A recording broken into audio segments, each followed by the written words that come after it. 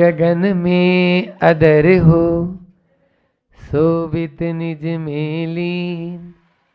नील कमल आसीन हो, नीलम से अति नील। सील झील में तैरते, नेमि जिनेस सलील। सील डोर मुझ बांध दो, डोर करो मत ढील। तीर्थंकर लेनी के मूल नायक 1008 श्री नेमिनाथ भगवान की संत शिरोमणि आचार्य गुरुवर विद्यासागर जी महामुनि राज की, पूज्य मुनि श्री 108 दुर्लभ सागर जी महाराज की,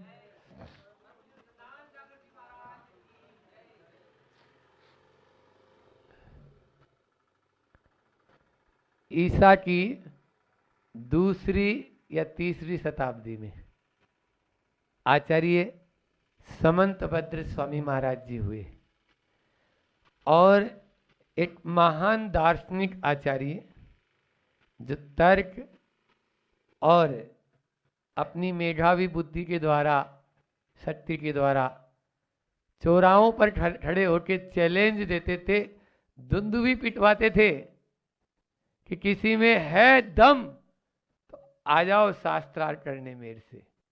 जैन तत्व और जैन दर्शन की इस तरह से वो यानी प्रस्तुति करते थे कि पूरा गांव का गांव, शहर का शहर और पूरा राज्य का राज्य एक साथ जैन धर्म को अंगीकार कर लेता। और ये भी आप लोगों ने सुना होगा कि जब भस्मक व्याधि हुई उस समय काशी में जब आए और काशी में जब उनका सामना राजा काशी नरेश जो थे उनसे हुआ, काशीनाथ, तब उन्होंने एक ही बात बोली कि मेरा नमस्कार ये सहन नहीं कर पाएंगे।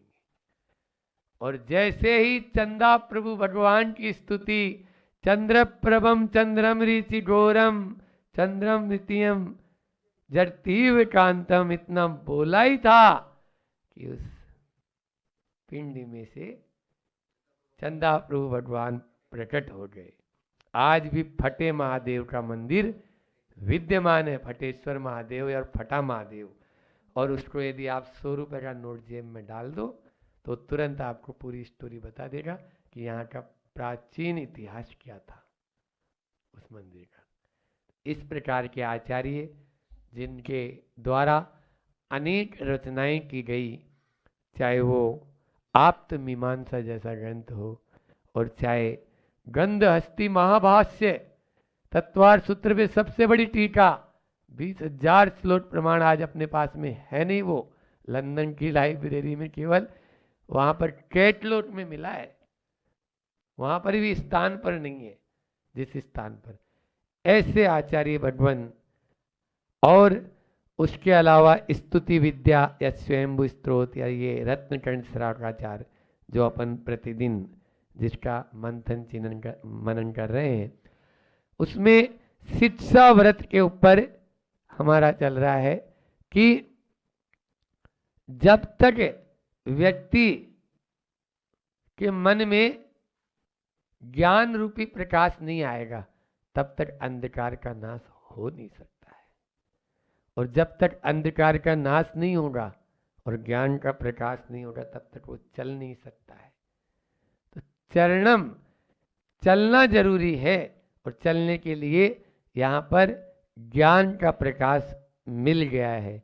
सबसे बड़ा तो मोह रूपी जो अज्ञान अंधकार है, दर्शन मोहनीय कर्म, वह हमारे ऊपर हावी रहता है, और उस दर्शन मोहनी की सत्ता जैसे उखड़ जाती है तब हमारे भीतर में वह ज्ञान अपना आप ही आता है, और उसके माध्यम से चारित्र भी सम्यक कहलाता और आगे बढ़ते चले जाते हैं। कल आपको नवदा भक्ति के बारे में हमने बताया। कुछ लोगों का प्रश्न हो सकता है नवदा भक्ति क्यों करें, नवदा भक्ति करने से क्या लाभ? आचार्य भगवान कहते हैं जल्दी नहीं करो, हम बता रहे हैं नवदा भक्ति का फल वो स्वयं इस कारिका के माध्यम से बता रहे हैं। उच्चेर गोत्रम प्रणतेर भोगो दाना दुपासना पूजा भक्ते सुंदर रूपम स्वनात् कीर्ति तपोनिधिषु।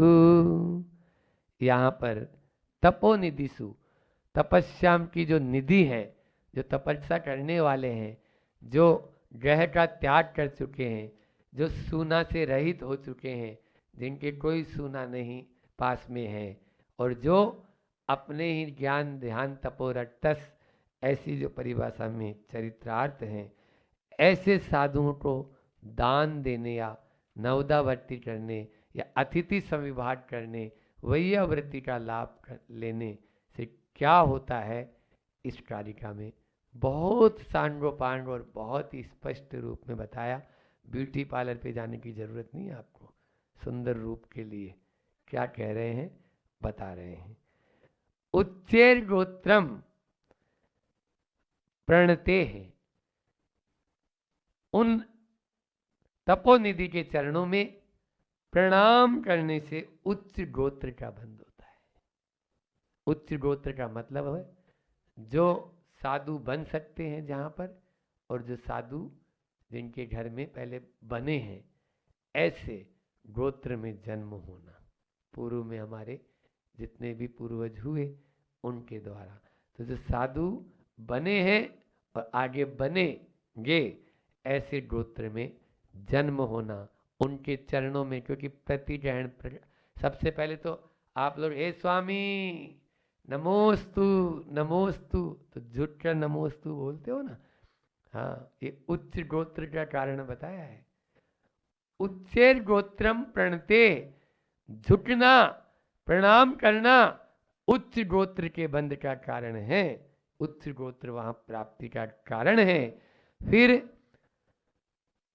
भोगो दानात, दान दे रहे हो आप तो भोगों की प्राप्ति होगी। दान दो भोग मिलेंगे। भोग चाहते हो लेकिन दान देना नहीं चाहते हैं तो कभी 3 काल में प्राप्ति नहीं होगी।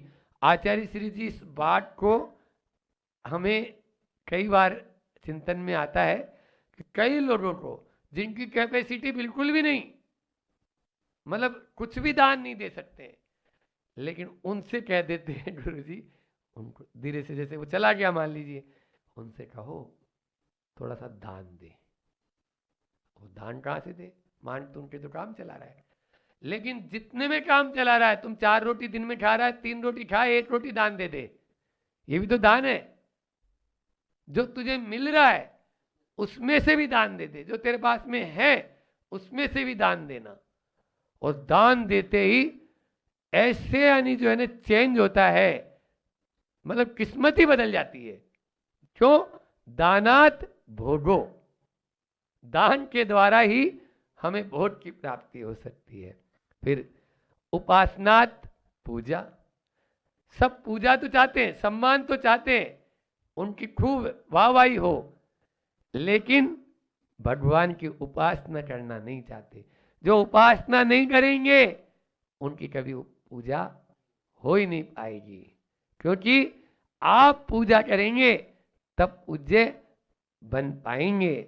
आचार्य श्री जी के चरणों में अभी पहुंचे हुए हैं बहुत सारे लोग कल के दीक्षा के महोत्सव के लिए। हाँ, तो ये दीक्षा महोत्सव में बहुत सारे ब्रह्मचारी, ये सारी बातें आचार्य श्री जी में तो घटित ही होती है पूरी। आप देखो, अभी आएगा, इसको पूरा बता दूं 1 मिनट। भट्टे सुंदर रूपम, सुंदर रूप की प्राप्ति करना चाहते हैं तो भक्ति करो, प्रभु की भक्ति करेंगे सुंदर रूप की प्राप्ति होगी। आचार्य श्री जी कितने सुंदर है, हाँ दिखता तो है, लेकिन भक्ति बोलो, पहले कितनी भक्ति की होगी पूर्व जन्म में, उन्होंने कितना आहार दान दिया होगा, तब ये सारी बातें घटित हो रही है। उच्चैर गोत्र भी है उनका, और भोग भी उनके पास में न्योछावर होते हैं, चाहे चेतन हो चाहे अचेतन हो, दोनों। और फिर उसके बाद में पूजा देख ही रहे हो, भट्टे सुंदर सुंदर रूप, और स्तवनाट कीर्ति, कीर्ति तो सब चाहते हैं लेकिन स्तुवन करो, प्रभु का स्तुवन करेंगे, प्रभु का नाम जपेंगे, प्रभु की आराधना करेंगे, स्तुति करेंगे, तब आपकी कीर्ति भी 10 दिशाओं में फैलेगी। तो 5 बात बता दी यहाँ पर। हम तो रोज 4 ही बात करते थे, आज इंद्रजीत जी आए तो 5 करनी पड़ेगी ना, 4 52 जाती, 1 यहाँ की। तो इस प्रकार से 5 बात हो गई कि प्रणाम करने से उच्च गोत्र, दान देने से बोधों की प्राप्ति, उपासना करने से पूजा सम्मान की प्राप्ति, और भक्ति करने से सुंदर रूप की प्राप्ति, और स्तुति करने से कीर्ति की उपलब्धि प्राप्ति होती है। इस ग्रंथ राज में यह बहुत बढ़िया व्यवस्थित दिया गया है। लेकिन आज लोग अपने डाई काटे बालों को काला कराना चाहते हैं, है ना, अच्छा फेशियल लगा के सुंदर बनना चाहते हैं। तो भक्ति कर लो ना, आपको अलग से कुछ करने की जरूरत ही नहीं पड़ेगी। आचार्य भगवान यही बात यहाँ पर कह रहे हैं कि आप भक्ति करेंगे तो निश्चित रूप से आपकी सुंदर रूप की प्राप्ति होगी। आपको मैंने जब 52 गजा में था अभी चातुर्मास में, तो प्रतिदिन शाम को संस्मरण यात्रा चलती थी, और उस संस्मरण हम बोलते थे ना कि वर्तमान के वर्धमान की कथा सुनाते हैं। तो उस कथा के माध्यम से एक ही बात उसमें शुरुआत में बताई थी कि उनकी माँ ने स्तवन निधि जो पास में था, और एक भट्टारक विद्यासागर जी की जो तपोभूमि थी उस समय, तो उनका फिर वो बाद में बहुत बड़े पहुंचे हुए भट्टारक थे, उनको बहुत मानती थी उन्हीं के मतलब उस प्रताप से। तो वहाँ खूब 15-15 श्रीफल ले जाके एक एक बार में और आराधना की श्रीमंती जी और मल्लप्पा जी ने, तब जाके आप देखो क्या है नहीं सुंदर। तो माता पिता ने भी बहुत भक्ति की है। तो इस प्रकार से भक्ति के माध्यम से, उपासना के माध्यम से, स्तवन के माध्यम से इस प्रकार की ये सारी शक्तियां अपना आप मिलती है। यह एक बेजोड़ ग्रंथ है। रत्नगण श्रावकाचार्य में हमें किस प्रकार से जीना है, श्रावक का क्या कर्तव्य है, बहुत ही, और श्रावक दुख से, संकट से, कष्ट से किस प्रकार बच सकता है, आचार्य समंतभद्र स्वामी ने बहुत ही साइंटिफिक और वैज्ञानिक तरीके से समझाया है, इसको बहुत अच्छे से समझाया है। तो इस प्रकार से यहाँ पर 1-2 उदाहरण आपको मैं दूं कि संघ में आचार्य श्री जी उस व्यक्ति को बहुत मतलब जल्दी दीक्षा भी हो जाती है। बहुत सारे मुनि महाराज जी और माता जी बने संघ में जो मतलब नवदा भक्ति प्रतिदिन करते हैं। आजकल ये बहुत कम होने लगा। पूरे बड़वानी में खाली माता जी समझ लो मनीष की, क्यों, प्रतिमाधारी। तो इस प्रकार से नगरों में इक्के दुक्के मिलते हैं, 1-2 जने बस। बुंदेलखंड में जाएं तो फिर भी अलग बात है, लेकिन इस तरफ तो ये होना बहुत जरूरी है, क्योंकि इसके माध्यम आपके घर में मुनिराज आए या नहीं आए ये तो बात की बात है, ठीक है ना। लेकिन आचार्य उमा स्वामी महाराज ने क्या कहा, विधि द्रव्य दात्री पात्र विशेषात तद विशेष है। दान में विशेषता कैसे आती है बोलो, तो 4 बताए उन्होंने, 25-25 नंबर के 4 प्रश्न पत्र दे दिए आपको। कौन कौन से, विधि द्रव्य दात्री पात्र, ठीक है ना। अब विधि आपने अच्छे से अच्छी विधि मिलाती है, क्यों मिलाती नहीं मिलाती है बोलो, मिलाते हो। फिर उसके बाद में देखो आज जाने के बाद में भी यदि है तो छप्पर फाड़ क्या आएगा, क्यों चिंता करते हो। अगर साधु लौट भी गए तो कहाँ से कहाँ पहुंच जाएगा कोई पता थोड़ी है। तो विधि, बस आपकी विधि सही होनी चाहिए अकॉर्डिंग टू आगम, तो विधि। फिर द्रव्य, अच्छे से अच्छा द्रव्य आप जुटाते हो, बढ़िया से बढ़िया चीज लाते हो चौके में, और इससे महंगी और इससे महंगी, इस प्रकार चाहे वो द्रव्य, तो विधि द्रव्य। फिर दात्री, दाता, अच्छे से अच्छा दाता हो बोलो। तो अब 4 प्रश्न में से 3 प्रश्न आपने हल कर दिए, कितने नंबर मिल गए बोलो। अब एक आपके हाथ में है ही नहीं, एक आपके हाथ में है ही नहीं। लेकिन व्यक्ति क्या करता है, बस वो एक प्रश्न के ऊपर ही उसका ध्यान है, बाकी प्रश्न 3 प्रश्न ही वो हल ही नहीं करना चाहता, या उसे ही काम कर लेता है। तो कैसे नंबर मिलेंगे। इसलिए हमारे ये कभी भी। और फिर एक हाइकू हमने बनाया, शीतल सागर जी महाराज के मुझसे भी सुना, कि चोटा चोटा कभी भी, ये 5 अक्षर हो गए, चोटा कभी भी खाली न जाता पूछो, ये 7 अक्षर, खाली न जाता पूछो तो सबरी से, 5 अक्षर, 17 अक्षर में। चोटा कभी भी खाली नहीं जाता, पूछो तो सबरी से। राम आएंगे, कब आएंगे? आएंगे, बस मुझे पूरा पक्का विश्वास है। बूढ़ी हो गई, आंखों से भी नहीं दिखता, तो यूं यूं यूं यूं कर करके रोज देखती बाहर में जाके, अब तो मेरे राम आएंगे, अब तो मेरे राम आएंगे। और एक न एक दिन राम उस सबरी के घर में आ ही गए, ये होता है। तो इस प्रकार से अपना भी क्यों नहीं आएंगे? हमने देखा भोपाल में एक ब्रह्मचारिणी दीदी ने 4 महीने चोटा लगाया, आचार्य श्री जी का हार नहीं हुआ। बोलो, 4 महीने चोटा, ब्रह्मचारिणी दीदी। लेकिन वो भी मैं जाऊंगी नहीं गुरु जी के पास में कि बोलने, ये नहीं बोलने जाऊंगी, दर्शन तो रोज करती, भक्ति में रोज बैठती, रोज आती जाती, लेकिन ये नहीं बोलूंगी कि मेरा चोटा चल रहा है या मेरा चोटा ढाले जा रहा है, या मतलब आपके हार नहीं हुए, या मुझे जाना है या आना है या करना है, कुछ नहीं। और जब वहां से बिहार हुआ, सूखी सिमनिया पहुंचे महाराज आचार्य श्री जी, पहले ही दिन बिहार के बाद जैसे ही मालूम चला गुरु जी को थोड़ा सा महाराज जी लोगों से, तो पहले उसी के दिन हार, उसी के यहाँ हार हो गया। तो क्यों नहीं? वो बोले जब तक नहीं होगा तब तक हम साथ चलेंगे। आती है वो ब्रह्मचारिणी दीदी और भैया दोनों। तो ऐसे भी उदाहरण है, इसलिए अपन को ये तभी मिलेंगे, प्रणाम करना और यानी जो है ना उपासना करना, स्तवन करना, भक्ति करना, ये तभी हो पाता है जब हमारे मन के परिणामों में निर्मलता रहे। परिणामों में निर्मलता रहना पहला काम है। हाँ, उसे ही वाले काम से तो नहीं चल पाएगा। इसलिए अभी अभी कल ही मालूम चला, जैसे अभी जो मैं बोल रहा था कि यहाँ पर 21 तारीख को जो गुरुजी दीक्षाएं देना है, तो उसमें स्वतंत्र भैया एक अभय सागर जी के पास में रहते थे, विदिशा के। इतना कहीं पे भी महाराज जी हो और कुछ भी औसत चलाना हो, आहार बनाना हो, और ऐसा आहार कोई नहीं बना पाएगा बिल्कुल, चाहे किसी भी तरह का। बहुत व्यवस्थित चोटा, और अकेला चोटा लगा के भी 2-2, 3-3 पिछियों को आहार अकेला करा देगा।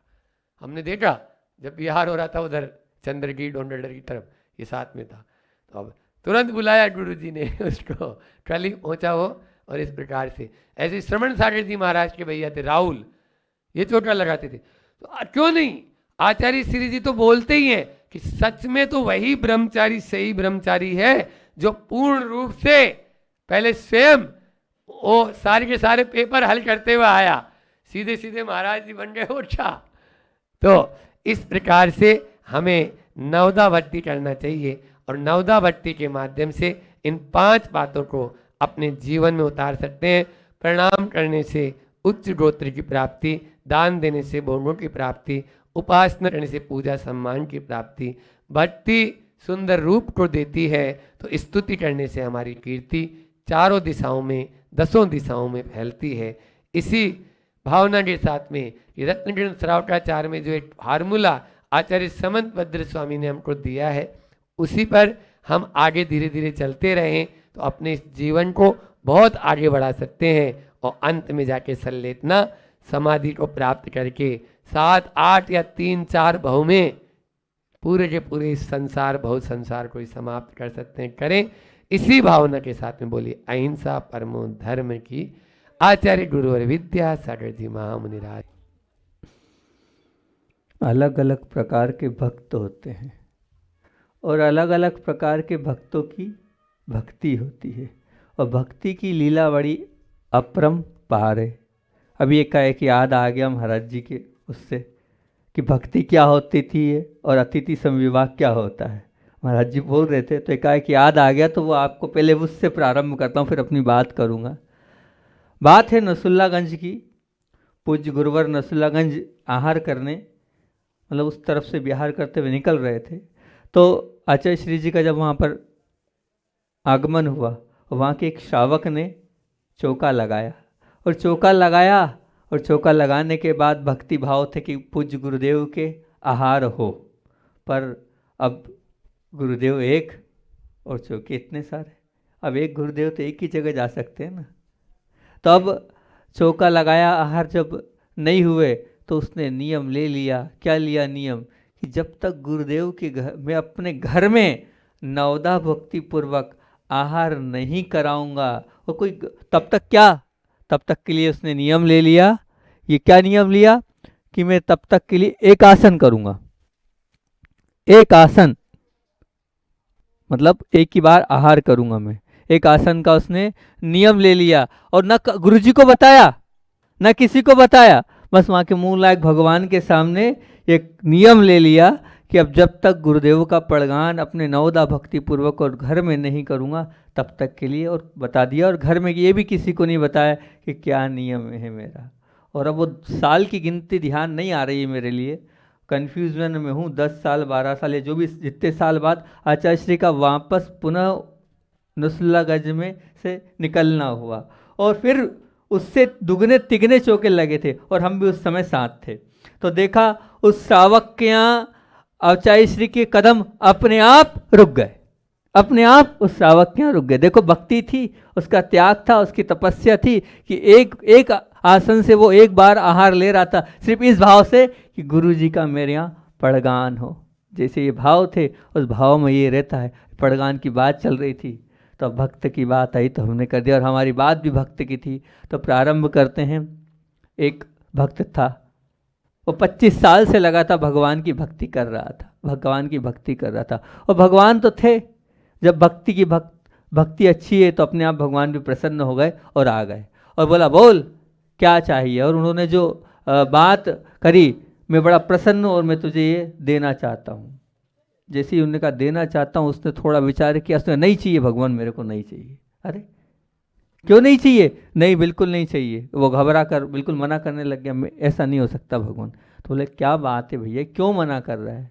आपके पास भगवान आए और कहें ये ले ले और ऐसा करना चाहता हूँ, तो आप मना करोगे? नहीं करोगे। तो कैसा क्या भगवान ने बोल दिया कि भक्त ने मना कर दिया कि नहीं चाहिए? तो भगवान ने बोला अब आज से मैं तेरे मन में रहना चाहता हूँ, आज से मैं तेरे मन में रहना चाहता हूँ। तो वो भक्त बोलता है नहीं भगवान, मैं अपने मन में नहीं रख सकता हूँ आपको, क्योंकि मेरा मन इतना पवित्र ही नहीं है कि आपको रख सकूँ। मैं आपके लिए अंदर अलग से मंदिर बनाने को तैयार हूँ, और अपने मन में आपको रखने को तैयार नहीं हूँ, क्योंकि मैं इतना पवित्र नहीं हूँ, मैं इतना निर्मल नहीं हूँ, मेरे मन में तो वो पाप भरा है। मैं आपको अपने मन में कैसे बिठा सकता हूँ? बिठा नहीं सकता हूँ। विचार करना बंधुओं, आप अपना मकान सबको दिखाते हो सबको मकान दिखाते हो। आप मान लीजिए कोई अच्छे कपड़े ले आए तो कपड़े दिखाते हो, कुछ महंगे कोई गहने ले आए तो उसको दिखाते हो, सबको दिखाते हो आपके देखो ये इतना सुंदर है। पर आपने कभी अपने मन को किसी को दिखाया है? कभी अपने मन को दिखाया है कि ये मेरा मन है? इस मन को कभी दिखाया है? विचार करना आपका मन कैसा है, आपका मन किस प्रकार का है। मन होना चाहिए सीता की तरह, मन होना चाहिए अंजना की तरह, मन होना चाहिए लक्ष्मण की तरह, मन होना चाहिए हनुमान की तरह। क्योंकि वो जो सीता है, उस सीता को सब कुछ सामने दिख रहा था, लेकिन फिर भी उसने अपने चारित्र को निर्मल रखा और अपने मन को अपने कब्जे में रखा और अपने मन को पवित्र रखा। ऐसी अंजना ने भी इतने साल तक का विरह सहन किया, लेकिन अपने आप को पवित्र रखा। उस लक्ष्मण को देखना, क्या उसके अंदर भक्ति थी बड़े भाई के प्रति, क्या समर्पण था बड़ों के प्रति। वो हनुमान को देखना, क्या हृदय चीर के देख लो तो मेरे अंदर राम निकलेंगे। ऐसी भक्ति, ऐसा मन अगर आपका है तो बहुत अच्छी बात है, नहीं तो आपके मन में क्या है, आप अपने मन को देखने के लिए तैयार हो जाओ और देखो उसको। क्लेश कष्ट विकल्प वाला मन संसार है, और इससे रहित मन मोक्ष है। अगर आपके मन में क्लेश भरा है, कष्ट भरा है, विकल्प भरे हैं, किसी का बुरा करने का अगर विचार भरा है, तो ये क्या है? ये संसार है। और इससे रहित हो गए तो क्या है? मोक्ष है। अगर इससे रहित होगे तो ही मोक्ष है। आपके मन का गोल क्या है, मुझे क्या पाना है? बस यही है कि मुझे इंजीनियर बनना है, मुझे डॉक्टर बनना है, मुझे अच्छा व्यापारी बनना है, मुझे खूब कमाना है। ये आपके मन में चलता होगा और ये आपके मन का गोल होगा। पर एक मोक्ष मार्गी का गोल क्या रहता है? बस मुझे तो क्या करना है, मुझे तो उस विशुद्धि को प्राप्त करना है, उस आत्मा को प्राप्त करना है जिससे मैं पवित्र हो जाऊं, जिससे मैं निर्मल बन जाऊं।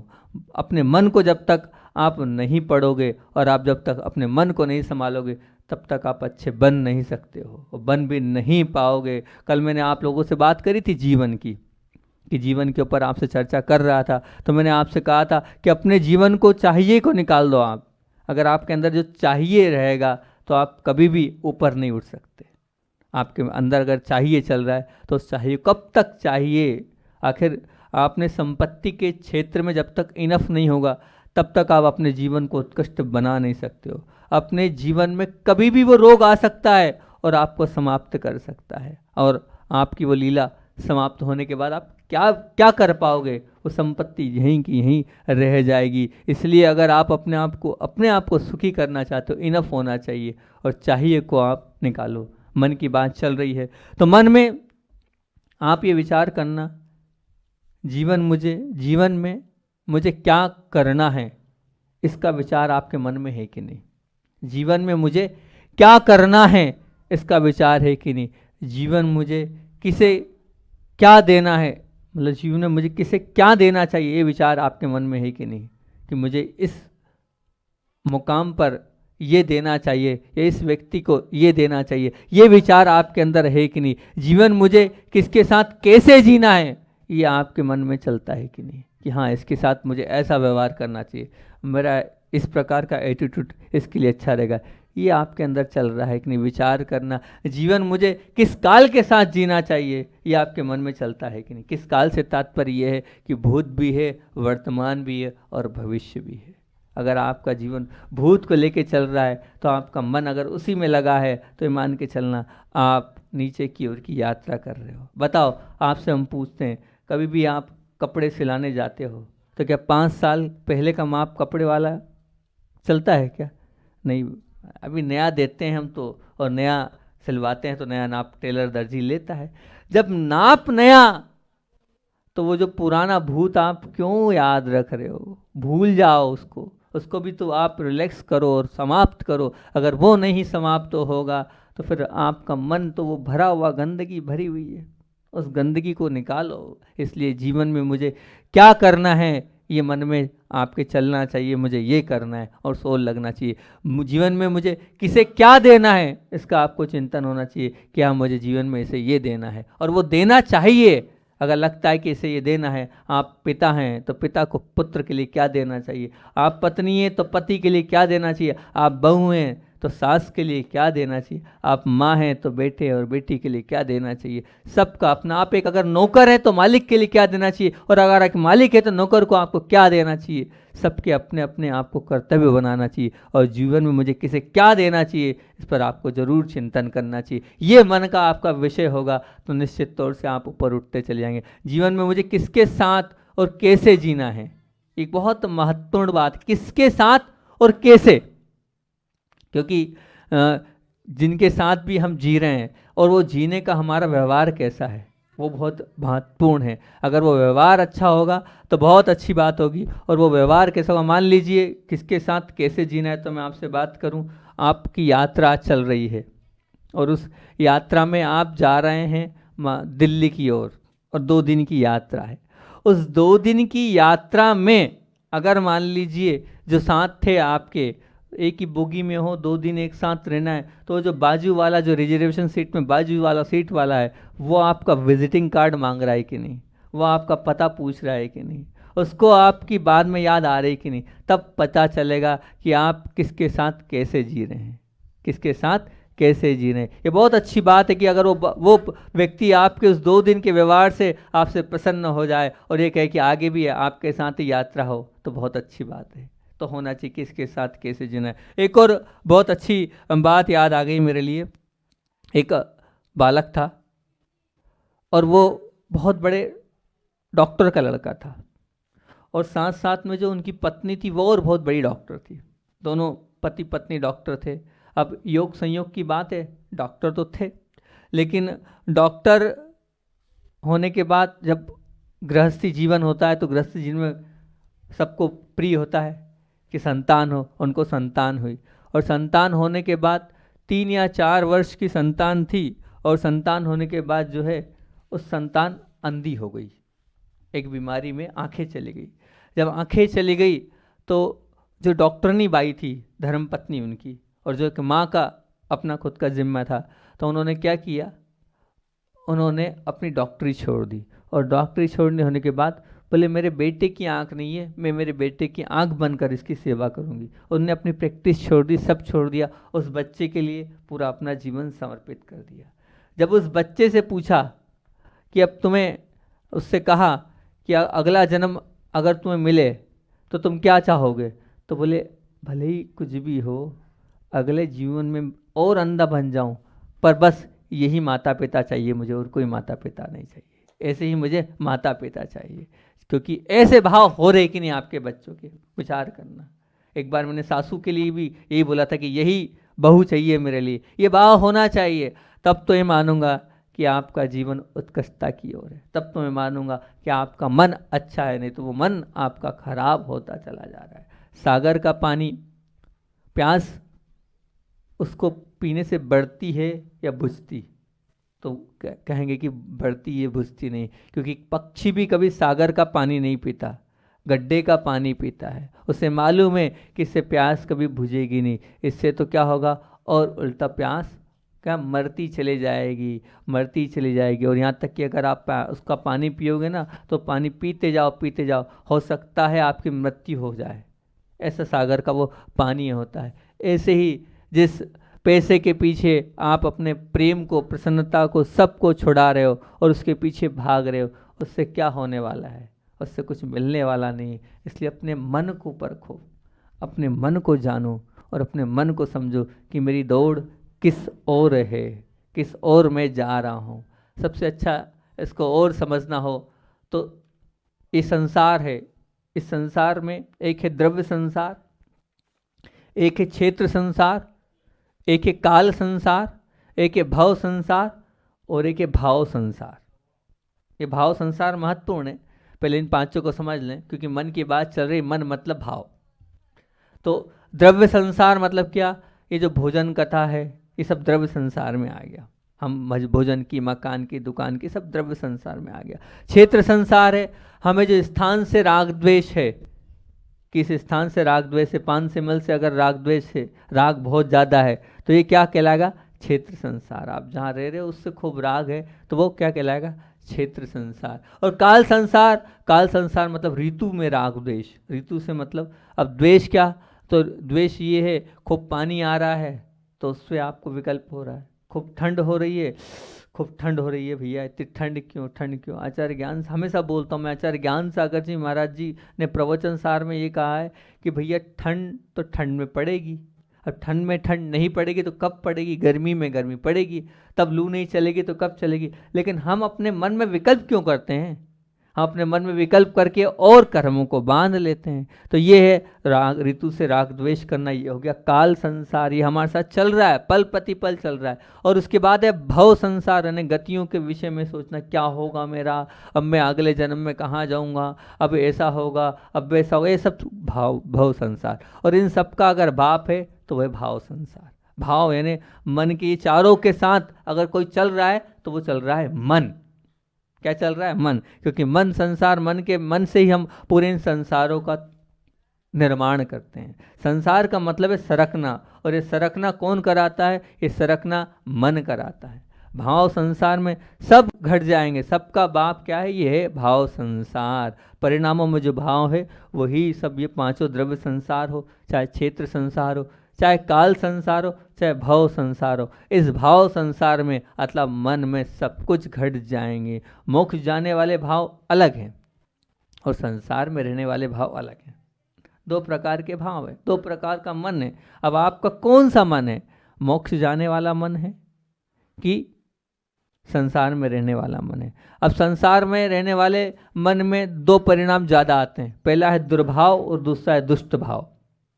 पहला है दुर्भाव और दूसरा है दुष्ट भाव। आपके कौन से भाव है, आपके किस प्रकार के भाव हैं? क्योंकि दुर्भाव और दुष्ट भाव तो त्रेंज गति और नरक गति की यात्रा कराते हैं। मान दुर्भाव हमेशा छोटी छोटी बातों को लेकर आपके दुर्भाव हो गए। आप जा रहे हैं, किसी ने साइट नहीं दिया, आप नई गाड़ी निकाल पाए, दुर्भाव हो गए। घर में बहुत सारे ऐसे होते हैं परिणाम जिसके कारण हमारी अनुकूलता नहीं बनती है, वहाँ दुर्भाव हो गए। जहाँ जहाँ हम जो चाहते हैं अनुकूलता नहीं मिलती है, और उस समय हमारे दुष्ट भाव और दुर्भाव हो जाते हैं। और कर्म कब बंध जाए कोई भरोसा नहीं, क्योंकि बाकी कर्म तो उदय में आते हैं, लेकिन आयु बंध तो क्या है, वो इस भाव का इसी भाव में और उन भावों के माध्यम से ये होता है। तो इन दुष्ट भाव और दुर्भावों से अगर हम नहीं बच पाएंगे, जरा जरा सी बातों में हमारे दुष्ट भाव दुर्भाव होते हैं। मैं तो यहाँ तक इतना कह लेते हैं कि अब जो बिना काम के हम कर्म मान लेते हैं। मान लीजिए अपन को किसी कॉलोनी में गए और वो बंगला देखा, उस बंगले को देखकर उसमें वो बंगला बना है, करोड़ों का बंगला, ना अपन ने को खरीदना है, ना कुछ उसमें रहना है और ना रह सकते हैं, लेकिन उसको देख के अनुमोदना कर कर के आहा क्या मजा, क्या है, क्या बहुत बढ़िया बहुत बढ़िया, उसकी हम अनुमोदना करके पाप बांध लेते हैं। ना गाड़ी हम ले सकते हैं करोड़ों की वो गाड़ी, लेकिन उस गाड़ी को देखकर और उसमें हम अनुमोदना करके पाप बांध लेते। क्यों बांध रहे? ये सब हम अपनी खुद की गलती से करते जा रहे हैं, उसमें हमारी स्वयं का पाप बंधता चला जा रहा है, दुर्भाव घटते चले जाते। मान लीजिए अब गाड़ी निकली और कीचड़ छीट के चली गई, आपके कपड़े खराब हो गए, आपने अपने मन को खराब, अब कपड़े तो गाड़ी ने खराब कर दिए वो ठीक है, लेकिन आपका मन थोड़ी खराब किया, पर आपका उस समय मन खराब हो गया, तो फिर वही दुर्भाव हो गए और फिर उसके लिए आपने दुष्ट भाव कर लिए। वो तो चला गया, पर आपने उसको कितनी गाली दी, कितनी बद्दुआ दी, क्या क्या नहीं बोला, किस प्रकार के आपके परिणाम नहीं हुए, विचार करना। अब उन परिणामों से क्या, अरे वो गया सो गया, अब उसका कुछ होना तो है नहीं और ना कुछ कर सकते हैं, लेकिन हमने इन जरा जरा सी बातों को लेकर अपने परिणामों को दुष्ट भी बना लिया और दुर्भाव भी पैदा कर लिया। ये दुष्ट भाव और दुर्भाव हमारे लिए, हमारे जीवन के लिए बहुत ही नीचे की ओर धकेलने वाले, क्योंकि परिस्थिति कैसी भी हो, लेकिन मन स्थिति अच्छी होनी चाहिए। अगर मन स्थिति अच्छी होगी तो ही हम अच्छे बन सकते हैं, अन्यथा अच्छे बन सकते नहीं। अपने मन को अच्छा बनाओगे तो ही हम उत्कृष्ट यात्रा को कर पाएंगे, क्योंकि ये भाव हैं संसार के भाव।